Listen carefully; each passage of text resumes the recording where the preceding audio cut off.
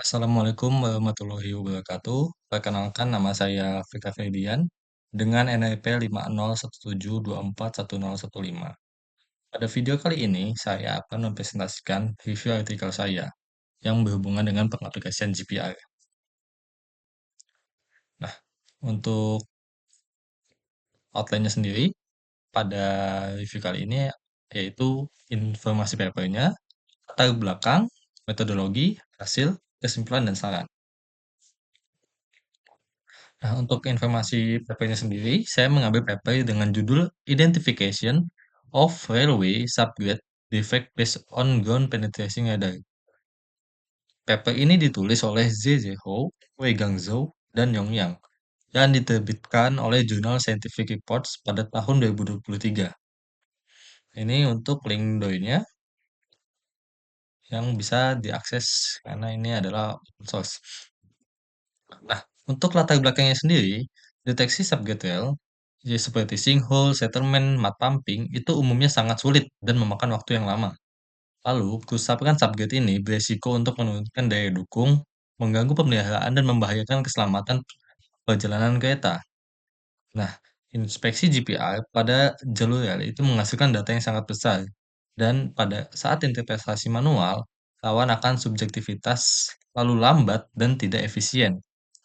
Jadi, tujuan ditulisnya artikel ini adalah itu untuk mengembangkan metode rapid recognition untuk mendeteksi dan mengklasifikasikan cacat subjek secara otomatis, lalu memanfaatkan konsep space representation dan compress sensing untuk ekstraksi fitur utama diagram, dan menggabungkan keandalan algoritma FCM dan GRNN untuk tingkat akurasi klasifikasi yang lebih tinggi. Nah, metodologi sendiri, parameter akuisisi pada artikel ini lokasinya ada di jalur kereta Dakin dan jalur kereta Sincang di Cina. Lalu targetnya itu adalah lubang amblesan atau sinkhole, terus penurunan atau settlement, dan sumberan lumpur atau mud pumping pada tanah dasar rel. Untuk sistem GPR-nya ini menggunakan C20 ground penetrating radar dengan antena yaitu 100 MHz dan 400 MHz dengan akuisisi kontinu sepanjang pada kendaraan inspeksi relnya. Jadi alatnya ini ditempelkan pada alat untuk inspeksi relnya. Jadi berjalan di atas relnya dengan waktu pengambilan data itu intervalnya 5 cm dengan laju pemindaian 100 pemindaian per second. Untuk kemampuannya sendiri ini hingga kedalaman kurang lebih 8 meter dengan resolusi 0,2 meter. Ini untuk flowchart pengolahannya dimulai dari input data diagram yang telah didapatkan, lalu pembagian diagram. Diagram itu dibagi menjadi beberapa blok cerita, dan kita mengekstraksi waktu dan frekuensinya, lalu melakukan proses compress sensing dan space representation. Lalu pembentukan data dictionary dan diklasifikasikan awal dengan metode FCM, dan setelah selesai, hasilnya ditingkatkan dengan metode GRNN dan dievaluasi menggunakan confusion matrix. Lalu selesai.